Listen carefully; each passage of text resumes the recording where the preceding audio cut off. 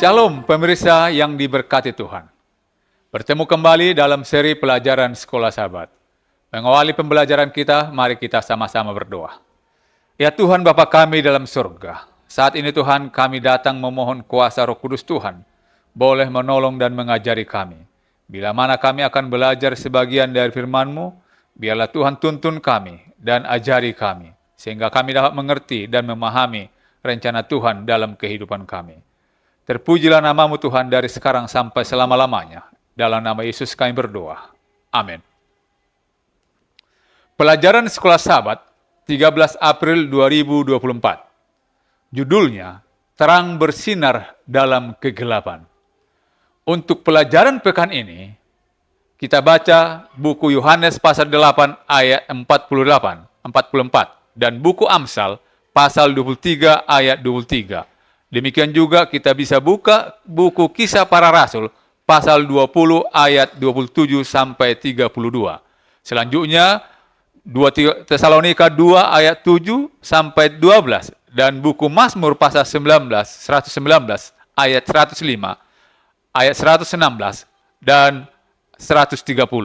Demikian juga Amsal 16 ayat 25 dan buku 2 Korintus 4 ayat 3 sampai ayat 6. Sebagai ayat hafalan, kata Yesus kepada mereka, hanya sedikit waktu lagi terang ada di antara kamu. Selama terang itu ada padamu, percayalah kepadanya, supaya kegelapan jangan menguasai kamu.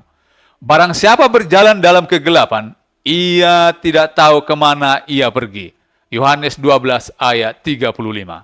Saudaraku yang dikasihi Yesus, dalam Kitab Wahyu, kitab terakhir kitab suci, iblis digambarkan sebagai seekor naga dan seekor ular, yaitu Wahyu 12 ayat 9. Dia adalah seekor naga karena dia ingin menghancurkan umat Allah, dan seekor ular karena dia menggunakan semua kebohongan liciknya untuk menipu mereka. Pada tahun-tahun setelah kematian Kristus, ribuan orang disiksa, dilemparkan ke singa, dan dibakar di tiang pancang oleh Kekaisaran Roma karena menolak untuk menyembah dewa-dewa mereka. Namun, dalam menghadapi hukuman yang kejam ini, banyak yang tetap setia. Injil terus menyebar dan gereja bertumbuh. Akibatnya, iblis mengubah strateginya. Saudaraku yang dikasihi Yesus, banyak orang kafir dibaptiskan tetapi tanpa pengajaran yang saksama dan menyeluruh tentang kebenaran kitab suci. Kesesatan membanjiri gereja ketika para pemimpin menggabungkan kebenaran kitab suci dengan adat istiadat yang populer. Abad keempat dan kelima merupakan era kompromi ketika para pemimpin gereja mencampurkan praktik-praktik kafir dengan ajaran-ajaran Kristen. Saudaraku yang kasih, namun bahkan pada masa-masa tersulit dalam hidup, Allah senantiasa menyertai umatnya. Mereka menemukan Yesus, jalan kebenaran dan hidup, dan melalui kuasa Roh Kudus.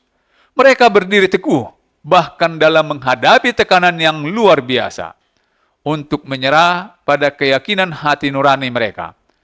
Mereka tetap setia kepada kehendak Allah yang dinyatakan dalam kitab suci.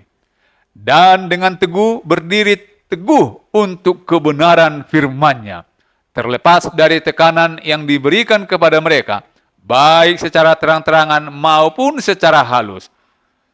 Saudaraku yang dikasihi Yesus, pelajarilah pelajaran pekan ini berdasarkan buku Kemenangan Akhir pasal 3. Untuk mempersiapkan diri menyambut hari Sabat 20 April. Tuhan memberkati. Mari kita kembali berdoa. Bapa di surga, kami bersyukur dan berterima kasih oleh karena Tuhan telah memberikan pelajaran firman Tuhan bagi kami untuk kami renungkan dalam hidup kami. Biarlah Tuhan tetap menolong kami, memberikan kekuatan kepada kami, dan kami boleh tetap setia untuk meninggikan nama Tuhan dan menantikan kedatangan Yesus kali yang kedua. Kami puji dan tinggikan nama Tuhan dari sekarang sampai selama-lamanya. Di dalam nama Yesus kami berdoa. Amin.